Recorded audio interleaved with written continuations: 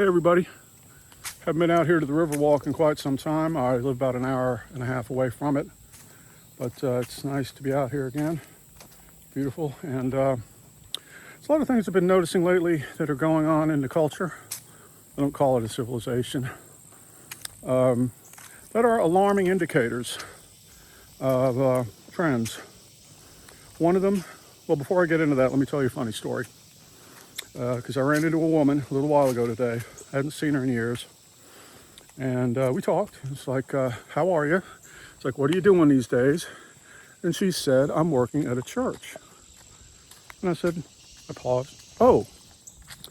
It's like, well, she said, what's your faith? And I paused and I said, I don't do faith. Faith is at one end of the spectrum where you're taking someone's word for something without experience. I said, I do experiences which give knowledge. And you know what she said? That's demonic. So basically with these religious cults, and they're all religions are cults. They toss these words around, faith, word of God, things like that. It's all to keep you trapped. So say, for example, you had a miracle occur 2,000 years ago. Oh, well, that's a miracle. You have something occur today, it's demonic.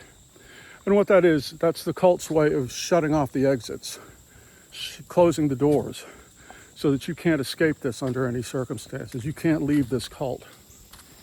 And anyway, so that's that story. But that's another indicator, basically, of how much just wasted energy goes into things like religions, because it doesn't do anything. It basically keeps you stuck. And spiritual growth, things like that, experiences, actual experiences, the paranormal, near-death experiences, and so on. Oh, they don't qualify. It's like, okay. Well, I've had experiences like that, and believe me, they do. Anyway, another indicator, you might go out looking around, traveling about, walking, driving, something.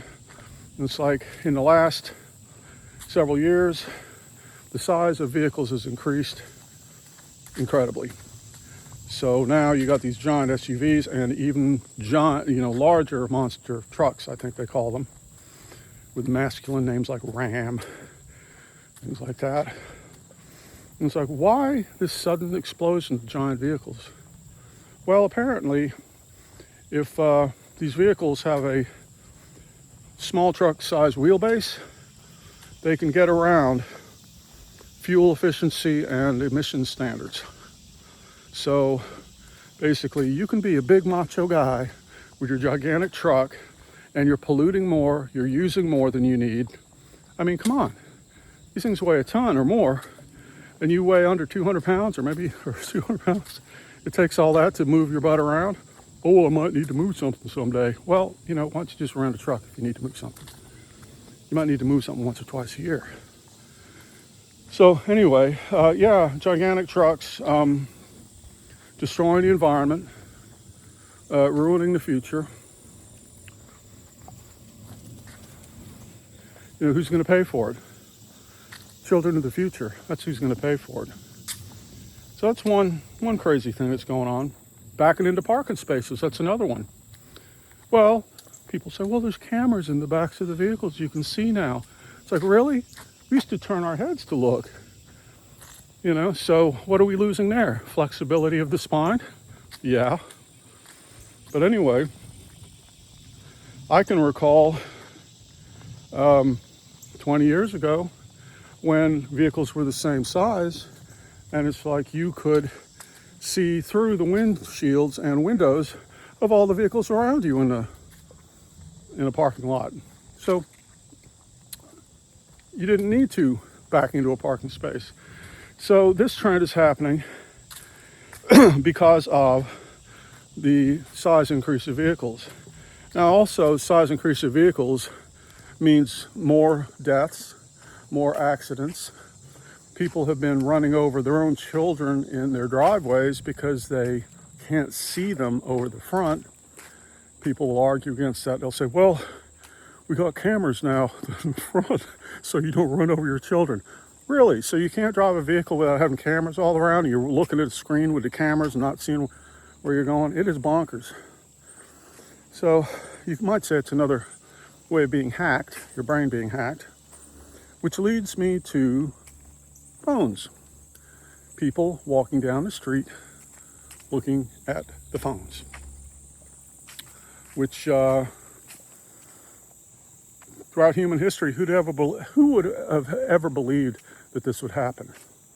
Well, as you probably know, the phones were designed to be addictive, just like junk food. Junk food, they figured out the perfect formula of salt, fat, and sugar to get your gut down here to talk to your brain and tell it to go eat junk food.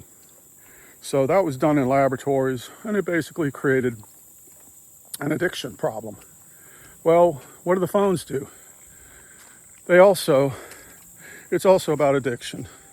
It's common knowledge these days that they operate basically the same way as slot machines. As a matter of fact, that's who they consulted when they designed them.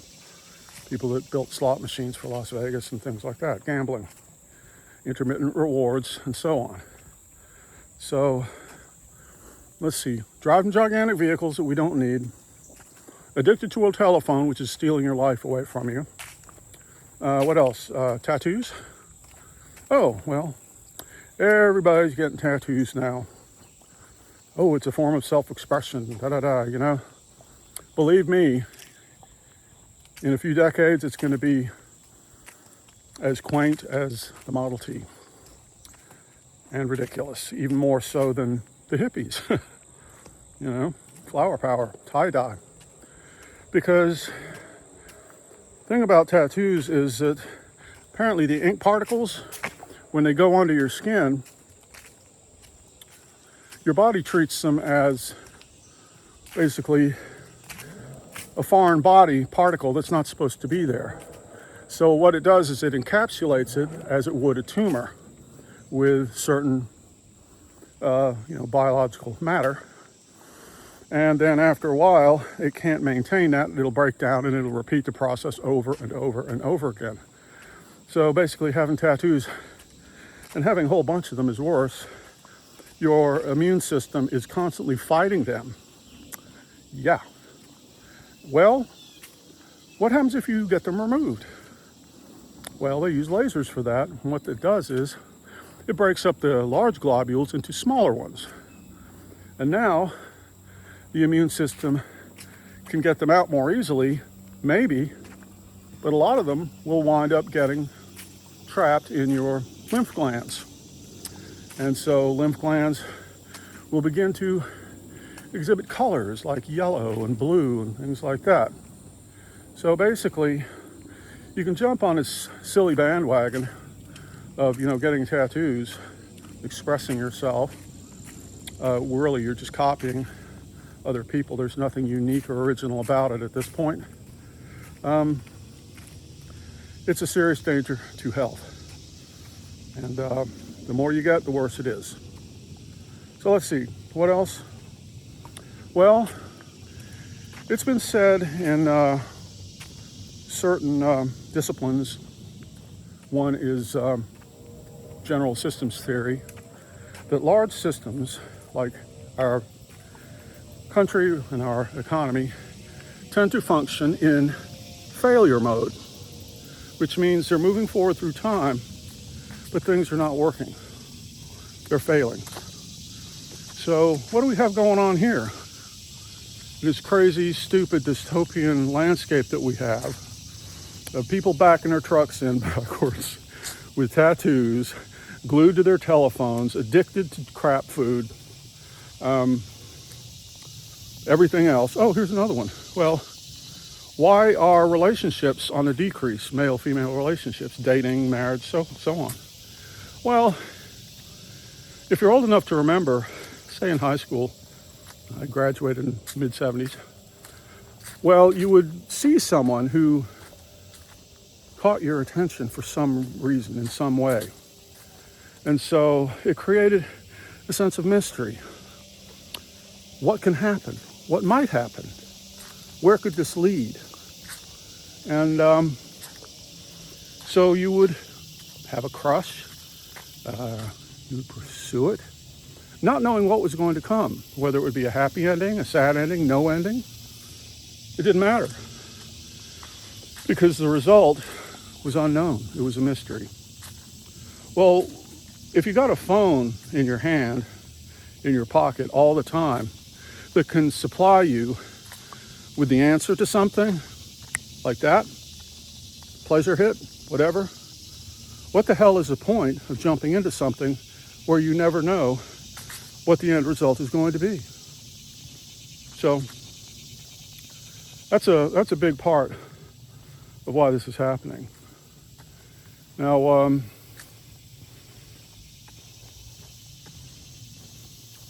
other things, let's see. People getting into various camps, cults. I mentioned that religions are like cults, but also political parties are like cults. They operate by the power of language. So you'll get people, speaking to the news or being interviewed or whatever, and they'll spit out some words, and it's like one side will say it's BS, which it probably is. The other side will believe it simply because they belong to that cult. And so it's just basically, no matter what level you look at the society, everything is busted. Everything is functioning in failure mode. And basically, nobody knows how to fix any of it. And much of it is not being addressed. Well, there is a simple solution, more so than you might think. And that is subtraction, which I've mentioned before on this channel. And basically subtraction is you got to remove something. You got to take something out. You can't allow everything to just keep going with the same elements and ingredients that it is currently. Well, say for example, we're, I don't know how many species on Earth are extinct already. It's something like 70-some% or something. All our doing. Because we're cutting down trees, poisoning the environment, spitting out greenhouse gases and everything else nonstop. Well, subtraction. What if tomorrow, magically somehow, every car flew up into space and exploded? Every vehicle, no more. Well, you could start manufacturing more of them, but then those could go up and explode too. And, or just vanish, whatever. But what would happen with that subtraction is that people would very quickly find new ways around it. And new way around it would be to be more local, be able to walk to get food, socialize, or do whatever you needed. And people would be happier. But here again, where we live in a culture where money comes first and people don't come second, they come last. So when the cars were first invented, they ran over some people in cities. Well, they put some BS on their propaganda where it's like, oh no, it's not the car's fault. It's the people's fault. And what did they call them? There's a word for it. It'll come to me. But basically, it was an insulting term for pedestrians.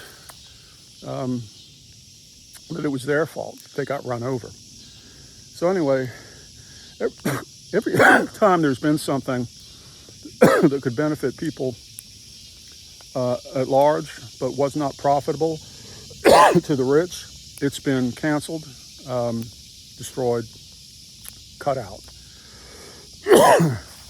So even today,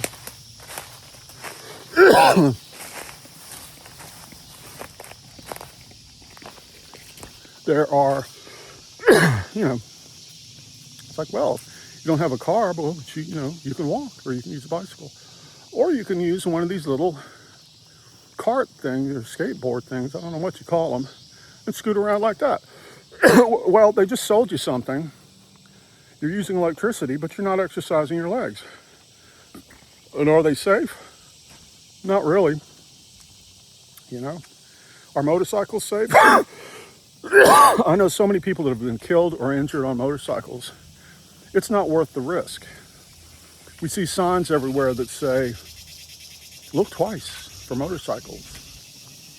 My motto is, think twice, don't ride a motorcycle. You know, I wish it weren't dangerous. It'd probably be a lot of fun if it wasn't. But it's just not worth it. So what else can be subtracted? Got any ideas? Subtract vehicles? Yeah. Subtract additives to food? Yeah. Subtract billionaires? Yeah. Subtract technology? Yeah. You know, when it comes to technology, Eerie Magazine that I publish, I don't just do dumb stories using tropes, you know, zombies and things like that. I try to tell something that has some kind of deeper meaning. And one of the stories that I've done has to do with these Star Trek type people who are flying around in space. They're pretty tired of it. They land on this planet where they're these Aboriginal people. And they have a vacation, they have a great time, they take off their clothes, they swim at the beach, they're eating all kinds of great food and everything. It's wonderful. Much better than being on a spaceship. A bug, I swallowed a bug. So anyway, eventually they have to leave and they're flying away from the planet. But they see an asteroid headed for the planet. Oh my God, we can't stop it. It's too late. Well, a beam comes out of the planet, deflects the asteroid, and the people on the spaceship are like, my God, how could we have been so stupid? We just had the best times of our lives on this planet with these people that we thought were primitive, and they have technology far surpassing ours, but only use it when necessary. So, what happens if you have technology that you only use for emergencies?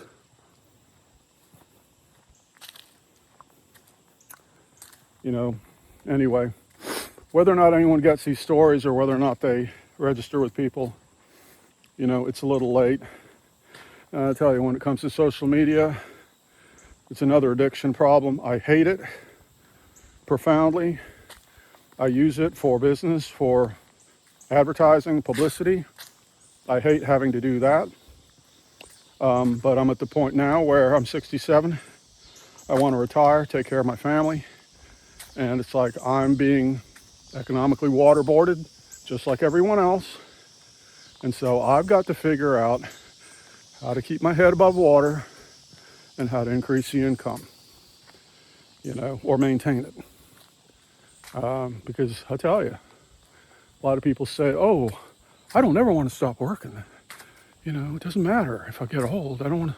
It's like, believe me, if you live long enough, you will want to stop.